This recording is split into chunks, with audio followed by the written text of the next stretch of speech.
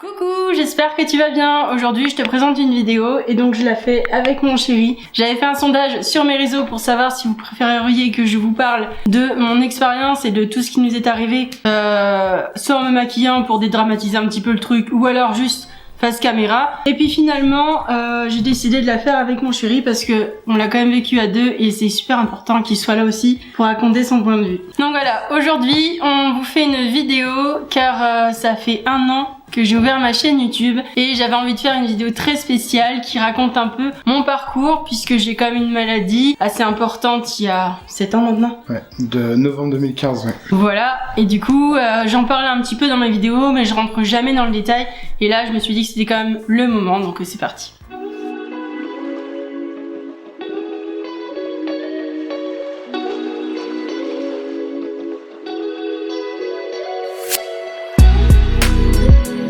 Alors je vais vous raconter comment je l'ai appris. En fait tout simplement un soir je faisais mes courses en fait et j'ai touché mon cou comme ça et j'ai vu qu'il y avait une boule et moi je suis pas du genre à laisser tomber en fait et à me dire oh, ça passera. Donc j'ai appelé de suite le médecin, j'ai eu rendez-vous dès le lendemain. J'ai quand même insisté mais j'ai eu rendez-vous le lendemain et finalement j'ai bien fait puisque mon médecin, alors il m'a jamais vraiment dit ce que j'avais, il m'a juste dit ah oui en effet il y a des ganglions. Donc moi je savais pas trop ce que ça voulait dire. Il me dit bon bah je vais te mettre en relation avec un professionnel de santé qui est dans le truc quoi et il va te prescrire des traitements et puis ça passera. Donc bon bah, ok. Et je suis partie comme ça et j'avais aussi des examens à faire mais ça je crois que c'est après. Oui voilà c'est ça. Je suis désolée ma vidéo n'est pas construite, elle est pas écrite à l'avant. Je me suis dit que c'était quand même mieux on vous la raconte comment on le ressent en fait voilà donc il se peut que mes souvenirs soient un peu flous. Moi aussi, ouais. C'est pour ça que mon chéri est là, puisqu'il y a des fois, j'étais pas trop là, hein, finalement. Bref, du coup, il s'est passé que le lendemain, j'étais en voiture, j'étais toute seule, et là, je reçois un coup de fil de l'hôpital de Poitiers, pôle cancérologie, PRC. et qui me disent, bah voilà, vous avez rendez-vous demain matin. Et voilà, je l'ai appris comme ça. Donc, youpi. T'apprends que t'as un cancer, t'es toute seule dans ta bagnole, et on te dit que t'as rendez-vous le lendemain. Du coup, le lendemain, on est allé au pôle cancérologie, donc de Poitiers, qui s'appelle le PRC, et on a eu tout un tas d'examens. La première entrevue avec l'hémato. Donc l'hémato en fait c'est grossièrement le cancérologue mais du sang. Voilà. Vous avez l'oncologue pour tous les autres cancers et l'hématologue pour le cancer qui touche le sang. Sachant que moi les ganglions c'est les ganglions lymphatiques donc c'est le sang. Donc c'est pas une leucémie. Donc on a eu le premier rendez-vous avec l'hémato qui m'a dit que j'avais donc un cancer de Hodgkin. Je vous l'écrirai à l'écran. Et mais que il y avait pas d'inquiétude et que en 6 mois la plupart du temps à 97% ça se guérit en 6 mois. Enfin, je veux dire, tout part en 6 mois et on est tranquille, quoi. Donc, ok, pas de souci, bon. Et puis donc, je fais tout un tas d'examens qui confirment bien que c'est ça. Donc, ouais, il faut quand même que vous soyez préparés si un jour il y a quelqu'un dans votre famille ou à vous que ça arrive. Soyez préparés à qu'il y ait beaucoup d'examens. Donc voilà, en gros, il nous a dit qu'on allait avoir les premières chimios qui vont commencer et qu'il fallait pas s'inquiéter, que ça allait partir normalement assez rapidement. Donc j'ai commencé mon traitement, ça a été plutôt compliqué au début puisque bah voilà, la chimio ça vous fait quand même des effets secondaires pas très cool, mais en soi je les ai surmontés sans problème. Ouais, le premier protocole a été... Ouais voilà, c'était des chimios assez light, donc... Ça t'a fatigué vers la fin parce que le début tu prends pas trop cher et après vers la fin ça a été compliqué. Donc voilà, les effets secondaires des premières chimios assez light, c'est que j'ai perdu mes cheveux, qu'ensuite donc je les ai rasés parce que moi j'ai pas vraiment envie d'avoir des trous sur le crâne, j'aime pas ça. Ensuite j'ai eu des nausées, mais ça vous avez des traitements qui marchent plus ou moins bien. Moi ça marchait plutôt bien sur moi. Ensuite après la chimio vous avez moi j'ai eu pendant les chimios pendant que ça coulait et ensuite le jour d'après j'avais un goût bizarre dans la bouche qui était quand même super désagréable, c'est-à-dire que si je mangeais pas j'étais dérangée. Donc je sais pas pourquoi. Et puis voilà. C'est vrai, les infirmières elles savaient pas pourquoi t'avais le goût dans la bouche. Ils disaient que c'était pas... Un goût métallique un peu bizarre. Enfin, bref. Ensuite on fait un scanner. Et il s'avère que je suis en rémission. Rémission, ça veut dire que vous avez plus de ganglions malades. C'était en mai 2016. Donc là, on est content, on arrête les chimios. T'as repris à travailler en juin. C'est ça, voilà. 2016. J'ai repris à travailler. Pendant 1 mois, ouais. Donc ça se passait bien. On a refait un petit scanner de contrôle et là, début juillet, oui, 2016. Rechute. Donc on est reparti avec une nouvelle hémato, parce qu'à chaque fois on changeait, hein, c'est pas nous qui choisissions. Nouvelle hémato, on est reparti sur un nouveau traitement plus corsé. Celui-ci était un peu plus dur à supporter, je me souviens bien. Et en fait, là il y a un point clé de l'histoire, c'est-à-dire que ces traitements-là, si vous voulez, ils étaient plus forts et du coup, il fallait que j'y reste une nuit en fait là-bas. Et du coup, on m'emmène dans une chambre et là, il y a un hémato qui vient me voir et qui me dit j'ai un truc à vous demander, vous la voulez ou pas la chimio parce que ça va vous rendre stérile. Et voilà. Et je l'ai appris comme ça. J'étais encore toute seule. Ma famille était pas encore arrivée. Et j'étais toute seule. Et j'ai appris ça comme ça. Donc vous avez 25 ans. Ça vous vient dans la figure en fait directement. Donc je lui ai répondu concrètement oui j'ai pas envie de mourir. Donc oui je la veux la chimio. Mais j'ai trouvé ça tellement cruel et il y avait vraiment d'autres façons de me le dire en fait. Donc voilà, j'ai appris que j'allais être stérile. Donc zou, c'est parti. 2 secondes après qu'il soit parti, je commençais déjà à chercher sur internet comment avoir un bébé quand on est stérile, ce qui est tout à fait possible avec le don des ovocytes. Donc les FIV avec don d'ovocytes. Mais ça on en reviendra plus tard. On fait la première chimio, ça se passe bien, mais j'avais quelques petits symptômes du style éruption cutanée, mais bon, rien de dingue. Et en fait, il s'avère que cette chimio n'a pas marché, ce protocole-là n'a pas fonctionné, donc ça servait à rien. Donc ensuite, ils nous ont carrément dit que là, il fallait commencer à faire un protocole encore plus fort. Donc on m'a proposé de faire une autogreffe. Une autogreffe, en fait, c'est assez simple, je vais essayer de vous l'imager un peu facilement, c'est-à-dire que quand vous avez une PlayStation et que vous faites reset, voilà, quand ça se met à bugger et que t'appuies sur le bouton pour faire reset, ça efface tout, tu recommences au début. En gros, c'est un peu ça. Du coup, voilà, donc moi on me met dans une chambre stérile, mes cellules ont été prélevées quelques jours avant. Elles sont gardées bien au chaud ou au froid, je ne sais pas. Ensuite, on me met en aplasie. C'est un bon cocktail de chimio très très forte qui vous mettent en fait tout à plat, c'est-à-dire que vous avez plus rien. T'as zéro, ouais. T'as plus de système immunitaire. Voilà, plus de système immunitaire, plus rien. Donc là, vraiment, vous êtes en chambre stérile parce que vous êtes hyper fragile. Ouais, voilà, t'es sujet à choper toutes les bactéries qui puissent exister. Voilà, c'est ça. Donc chambre stérile, aplasie, donc plus de système immunitaire, pas le droit de sortir, pas le droit d'ouvrir la fenêtre, enfin vraiment compliqué. Tous les gens qui devaient venir me voir, ils devaient être habillés avec une surblouse, hein, c'est ça? Ah, l'autographe, ouais. Si. Surblouse, vous changiez pas. Surblouse, masque, et puis Charlotte, et puis chaussons. Donc voilà, donc ça a duré 3 semaines. Décembre 2016. Donc en fait pendant l'autogreffe ils vous mettent en aplasie, ils vous remettent à zéro et en gros après ils vous réinjectent vos propres cellules et on repart en fait. Donc après il faut attendre un peu le temps que leur corps reprenne ses droits, que les nouvelles cellules circulent bien, fonctionnent bien, le système immunitaire reprend, enfin voilà, c'est long. Donc 3 semaines, j'ai passé Noël là-bas d'ailleurs dans une chambre stérile. Donc t'es sorti pour le premier de l'an. Ouais c'est vrai, pour le premier de l'an je suis sortie. On a pu le fêter en famille, ça c'était vraiment cool. Ensuite, retour à la maison, tranquille. C'est très bien passé. Je me repose, c'est très bien passé. 2-3 mois. Peut-être un peu plus même. Je sais pas. Jusqu'au beau jour à peu près. Ça a commencé à partir en vrille. C'est là où ça a été vraiment très compliqué. Ouais, en fait, j'ai eu à ce moment-là, on a dû à un moment aller aux urgences. Je sortais du travail et je suis arrivé à la maison et donc madame a été sur le canapé et toute fiévreuse en fait, elle était à 41,8 de fièvre et elle s'en rendait pas compte, elle délirait. À délirer complètement. Du coup, j'étais obligé de l'emmener à l'hôpital. Ils ont fait tous les examens inimaginables, mais ils ont rien trouvé. Et en fait, il s'avère que c'était le cancer qui revenait, en fait, tout simplement. Alors, il y a une petite précision, c'est qu'en plus de la forte fièvre, j'avais aussi, c'est un peu bizarre, mais j'avais une forte colique, c'est-à-dire que je me vidais totalement, je m'en souviens très bien. Et je comprenais pas ce qui se passait, et eux non plus. Du coup, pendant 3 semaines... T'étais en maladie infectieuse, ou Ania? Ouais, voilà, j'étais en fait, au niveau maladie infectieuse, et ils ont fait plein d'examens sur moi, vraiment, à essayer de trouver ce qui se passait, ils comprenaient pas pourquoi je me vidais, et que j'avais autant de fièvre. Pour eux, c'était incompréhensible. Donc ensuite, ils ont été mis en collaboration avec mon hémato de Poitiers, puisque j'ai été à Niort à ce moment-là. Et donc là, ensuite, ils m'ont fait passer un scanner, et là, on a vu que mon cancer était revenu. Et c'est ça, en fait, qui faisait la fièvre très très forte, puisque c'est un symptôme du cancer. Et les fortes coliques, par contre, on sait pas. On sait pas ce qui s'est passé. J'ai dû choper un truc. Donc on a fait des gros chimios et ensuite on est passé à un traitement aux anticorps. Donc je réagissais très bien. C'était un traitement expérimental parce que ils étaient pas encore... Ouais, ils savaient pas trop. Ouais. Donc au début je réagissais très bien, ça marchait plutôt bien. Et en fait il s'avère qu'un jour j'ai fait une réaction allergique très très forte. Tout avec ta maman. Ouais, c'est ça. Elle a commencé le protocole et en fait, j'ai senti que ça commençait à me piquer, je sais pas comment dire, un picotement en fait au niveau des membres. Et là j'ai dit, non, ça me brûlait pas, ça me piquait. Et en fait, là j'ai dit à l'infirmière d'éteindre parce que ça allait pas. Et en même pas 1 minute, ça m'a envahi quoi. Même pas, quelques secondes. Puis apparemment j'ai perdu connaissance, je me suis mis à transpirer, mais... T'es tombé à 6 de tension. Ouais, voilà, ils ont failli me perdre, hein, clairement. Mais je m'en suis sortie.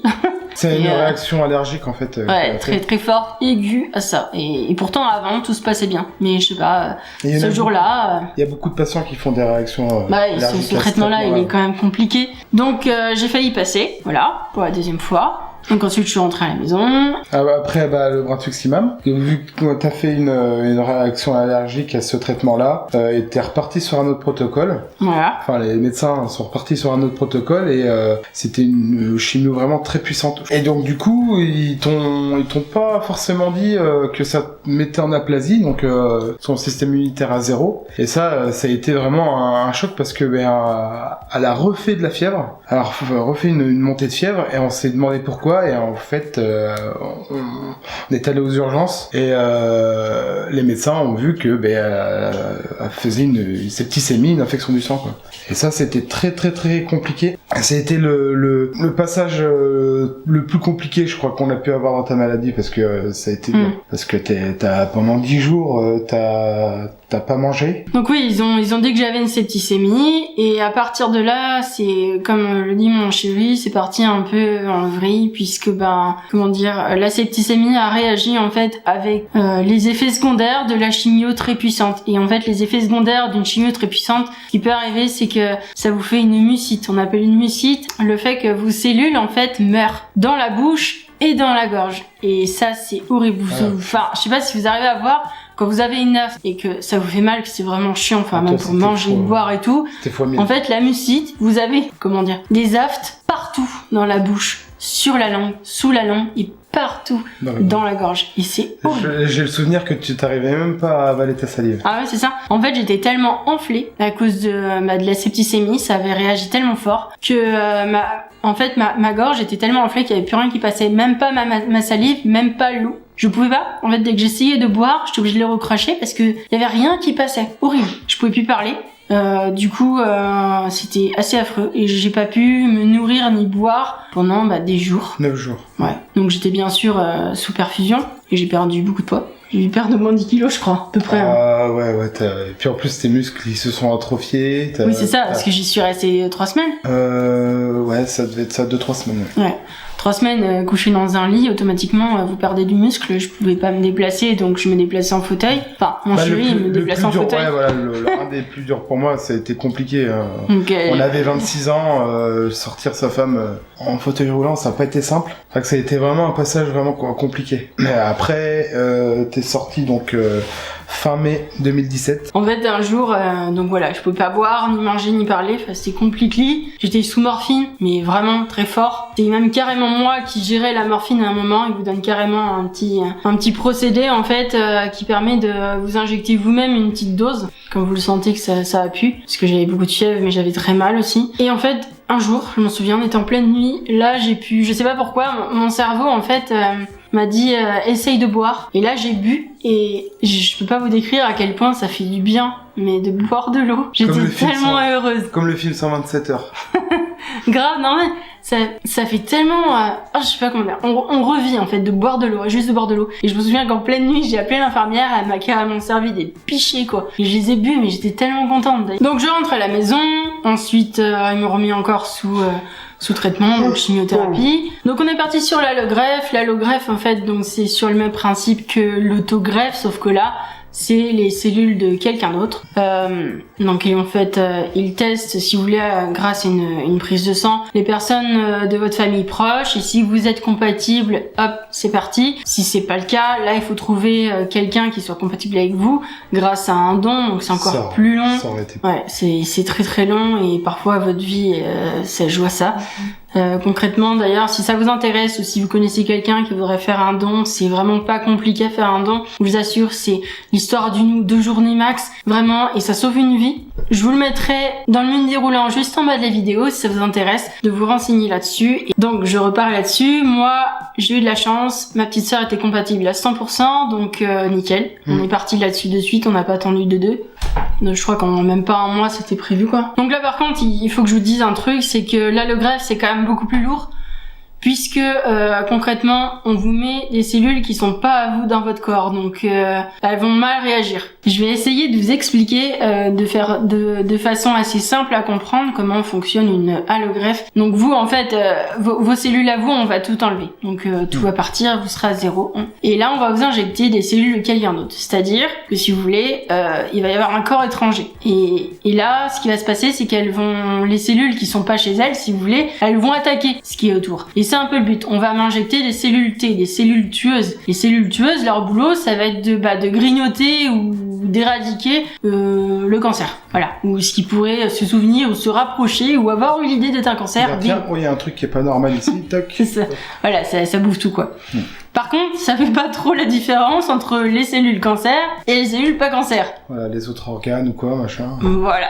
Et ça, ils vous mettent au courant avant l'allogreffe qu'il se peut, parce que c'est pas obligatoire, que votre corps réagisse fort à ça. Et là, on appelle ça en fait une maladie chronique qui s'appelle la GVH. Voilà. La GVH, c'est ça va être ce que les cellules tueuses vont attaquer dans votre corps qui est pas censé être attaqué. Ils vous mettent bien au courant que ça peut arriver. Donc on fait l'allogreffe, ils me remettent en aplasie, donc 0, puis rien, nanana. Voilà. Parce qu'il faut tuer ces cellules, donc aplasie, remettre à 0. Voilà. Et voilà, c'est bon. Là, ça dure quand même beaucoup plus longtemps que l'autogreffe, donc là, ça a été un coup de 2 mois et demi. Je crois. 2 mois. 2 mois? Plus de 2 mois. Non, t'es rentré début septembre 2017 et t'es sorti fin octobre 2017. 2 mois. D'accord, donc 2 mois, donc beaucoup plus long, puisque traitement encore plus lourd. 8 semaines. Et vu qu'on vous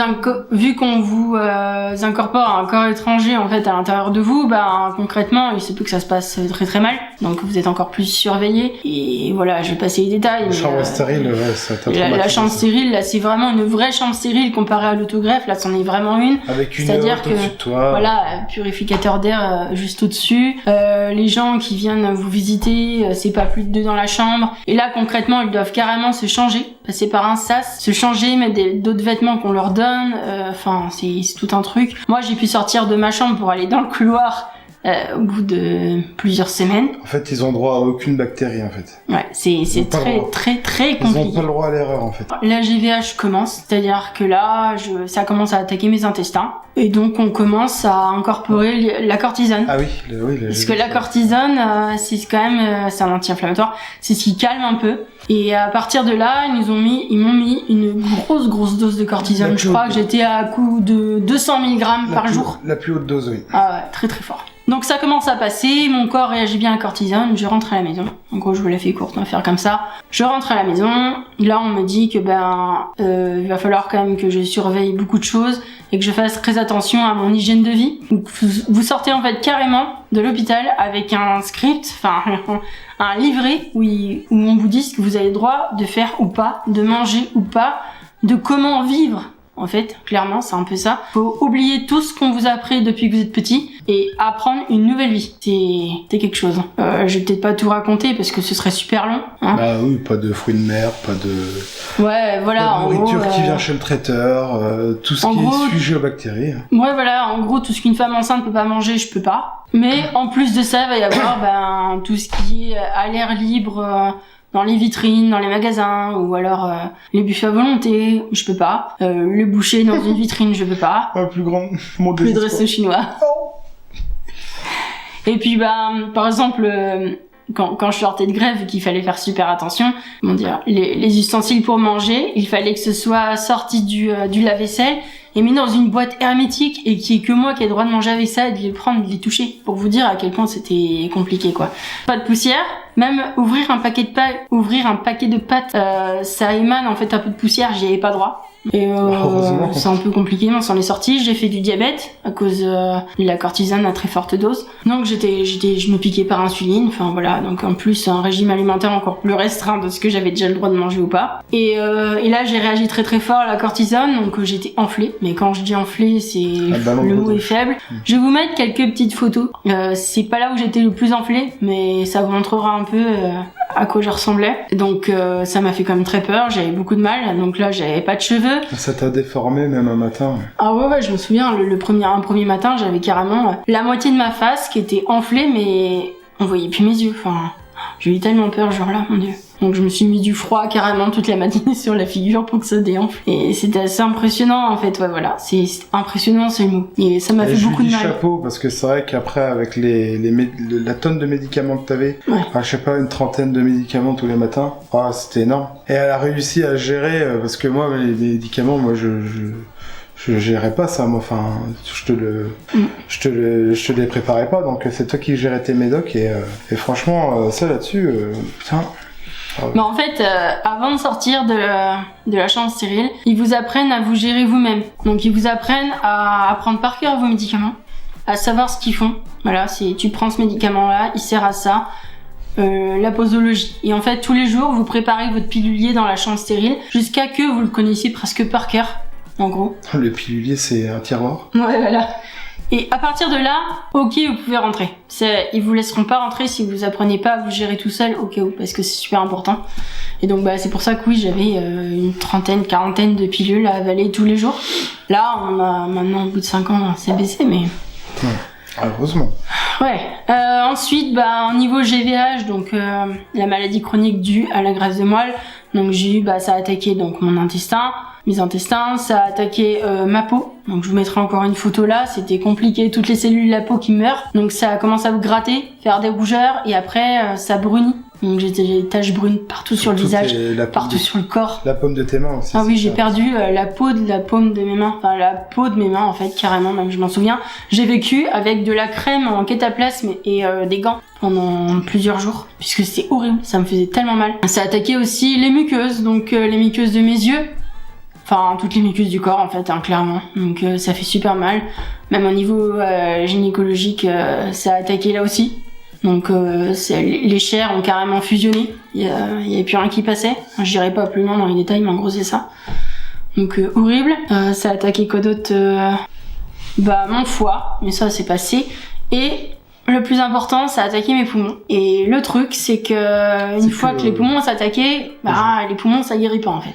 Aujourd'hui, c'est compliqué. Voilà. Et ça reviendra jamais. Le mieux à faire, c'est de garder mon état stable pour que je puisse, au maximum vivre normalement. Comme par hasard, il y a eu une épidémie mondiale, ce Covid, qui fait que, ça gâche un peu notre vie parce que on réussit, enfin, comment dire, tu t'en es très bien sorti du coup en 2019, plus la greffe avançait, plus les années passent, plus elle allait vraiment mieux. Et 2020, il y a eu cette épidémie et donc du coup, maladie infectieuse respiratoire qui dit que madame, faut qu'elle fasse très attention parce que voilà, et comme par hasard, il y a eu cette épidémie et c'est vraiment pas cool quoi. Enfin, bon, on y est pour rien, mais c'est vrai que c'est compliqué tous les jours parce que ça lui fait très peur, vu qu'elle a vu la mort de près 2 ou 3 fois, maintenant elle est très comment dire,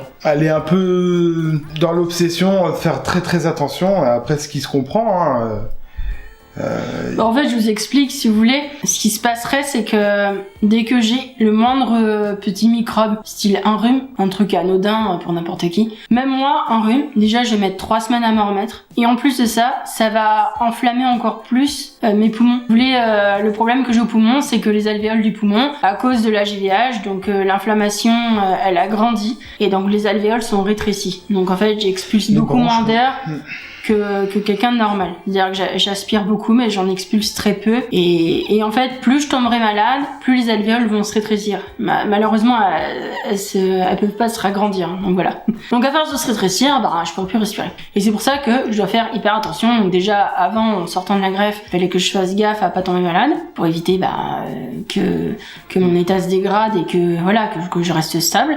Mais ensuite, voilà, il y a eu cette pandémie-là, et donc là, ça a encore plus grandi le truc, quoi. Le fait que je dois faire hyper gaffe si je veux pas avoir de problème, puisque même si je suis vaccinée ou pas, tu peux l'attraper. Et puis moi, comme je vous dis, même qu'un rhume, ça peut prendre de gros enjeux. Alors vous imaginez ce truc-là. C'est compliqué, mais encore une fois, on vit comme on peut. C'est un mode de vie. Ouais, voilà, c'est ça. C'est un mode de vie à j'ai appris à vivre comme ça. Pour le moment, je suis reconnue handicapée à 80%, je suis à la maison. Et puis on verra après. Pour le moment, je me repose, je me remets. D'ailleurs, pour pallier à la GVH, on m'a fait faire un traitement qui s'appelle la thérapie cellulaire, qui permet, si vous voulez, de d'extraire donc mes cellules, de les travailler un petit peu avec. De les calmer en fait. Ouais, voilà, c'est ça. Et ils les travaillent, je sais plus ce qu'ils font exactement. Et ensuite, ils me le réinjectent. Et en fait, ça permet de calmer mes nouvelles cellules tueuses, de les calmer un peu pour qu'elles attaquent un peu moins fort. Ce qui permet de réduire un peu la GVH et donc d'éviter que mes poumons continuent à être attaqués, d'éviter que mes autres organes continuent à se dégrader. Et donc ça, j'en ai eu des thérapies cellulaires, donc des PCE, j'en ai eu 2 fois par semaine au début. Pendant très longtemps, pendant au moins 2 ans.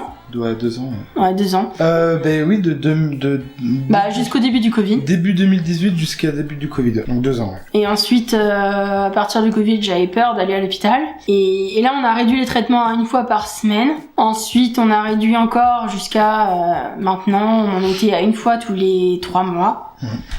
Et là, bientôt, il me restera plus qu'une et normalement, après, c'est fini. Donc on est plutôt content. Une grande étape. Ouais, ça fait du bien, c'est clair.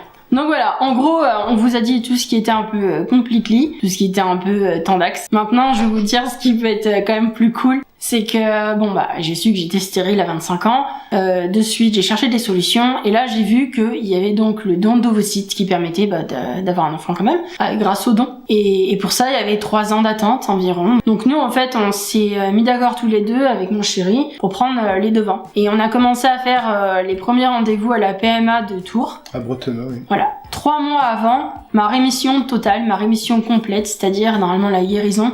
La guérison, en fait, c'est 5 ans de rémission, donc 5 ans où t'as pas de cellules cancéreuses. Et donc nous, on a, si vous voulez, pris en amont les 3 ans pour pouvoir commencer à faire, toutes les démarches à la PMA, parce que c'est quand même super long quand vous voulez un don. C'est hyper compliqué. Après, ça a mis beaucoup de temps parce qu'il y a eu le Covid entre-temps, et du coup, on n'a pas pu aller.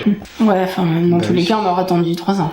Non. On a attendu 2 ans et demi, quoi. Donc voilà, on est arrivé à un moment où j'arrivais à 5 ans de rémission, tout à fait, mais presque. Et on a fait faire encore plein d'examens, histoire d'être sûr, d'être bien, tranquille. De toute façon, je suis venue... Qui t'a rendu malade, d'ailleurs. Ah bah oui, t'as stressé à fond pour ces examens. Ah bah oui, normal. Moi, le dernier scanner, c'est normal que j'ai peur. Enfin, c'est compréhensible. Et donc cette nouvelle aventure, je vous la raconterai dans une vidéo dédiée. Donc n'hésitez pas à vous abonner, c'est gratuit, et activer la petite cloche juste à côté du bouton s'abonner pour être au courant de mes prochaines vidéos qui vont sortir. N'hésitez pas non plus à liker cette vidéo si vous avez tout apprécié, et puis si ça vous a intéressé bien sûr. Et puis mettez-moi un commentaire si vous avez besoin de renseignements, ou après je suis pas médecin, mais si vous avez besoin de renseignements, y a pas de problème, ou même juste un commentaire juste pour me dire que vous êtes là pour moi. Donc je pense qu'on a fini, c'est déjà bien. Là à mon avis ça va durer quand même un moment. J'espère que ça vous a pas trop choqué, mais j'espère aussi vous avoir quand même mis au courant de ce qui m'était arrivé, ce qui nous était arrivé. Parce que c'est vrai que t'en parlais. Et j'en parlais jamais, donc voilà. De temps en temps, on parlait de tes problèmes de santé sur tes vidéos. Ouais, voilà. Là, au moins maintenant, vous savez pourquoi.